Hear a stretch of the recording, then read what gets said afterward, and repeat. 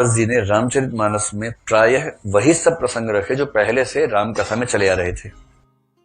हालांकि हर लेखक अपने हिसाब से कुछ जोड़ता है, कुछ घटाता है। जैसे रामचरितमानस में बहुत रोचक बात है कि रामचरितमानस में शंबूक वध का प्रसंग गायब हो गया है। शंबूक कौन है अभी आपको शायद नहीं पता होगा। आप में से कितने लोग शंबूक को जानते हैं? हाथ खड़ा करें। शंबूक नाम के चरित्र से परिचित हैं?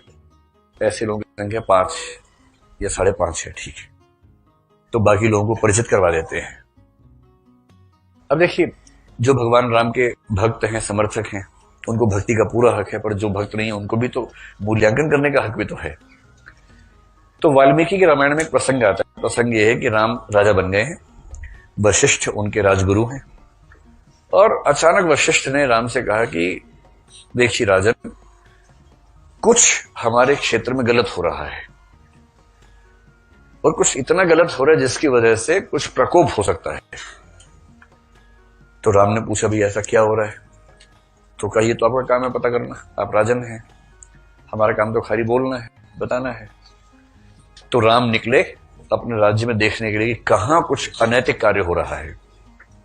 पर राम के राज्य में अनैतिक कार्य कैसे हो? तो राम राज्य है जो आजकल सरकार करी के आने वाला है जल्दी ही। घूमते घूमते अंत में एक व्यक्ति उनको मिल गया तपस्या करता हुआ। तो राम ने पूछा, भाई कौन हो? उसने कहा, मेरा नाम शंबूक है। तो राम ने कहा, किस वर्ण से हो, किस जाति से हो? तो उसने बताया कि वो शूद्र जाति से है। बस यही मामला था। राम के राज्य में एक शूद्र व्यक्ति तपस्या कर रहा है, ये भगवान राम कैसे बर्दाश्त करते हैं? वशिष्ठ जी ने कहा है अनैतिक है। ज्ञान आ वहीं से रहा है सारा।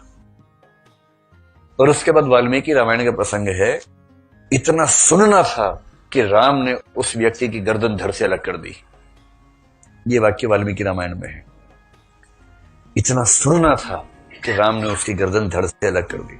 खट से तलवार बनी, खचाक से गर्दन उड़ते हुए शूद्र होकर तपस्या करेगा, वो भी राम के राज्य में। आपको अच्छा नहीं लग रहा होगा ना कि ये भगवान राम पे सूट नहीं कर रहा है ना?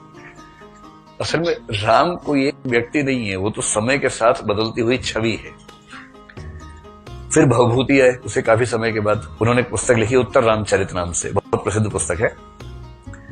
भवभूति के सामने भी यही समस्या आ गई कि शंबूक क्या करे भाई।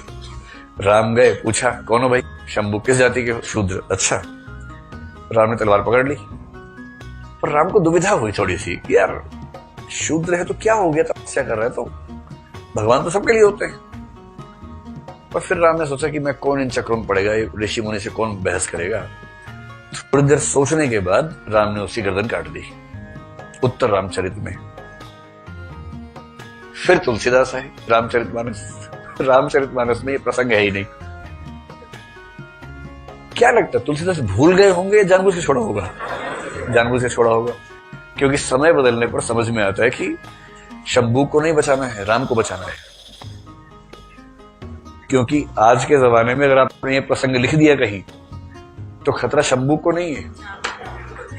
शंबूक का वोट बैंक पक्का है इस समय। इस समय राम का इलेक्शन खतरे में पड़ जाएगा। और इस वजह से हर लेखक अपने समय के हिसाब से पुरानी कथाओं में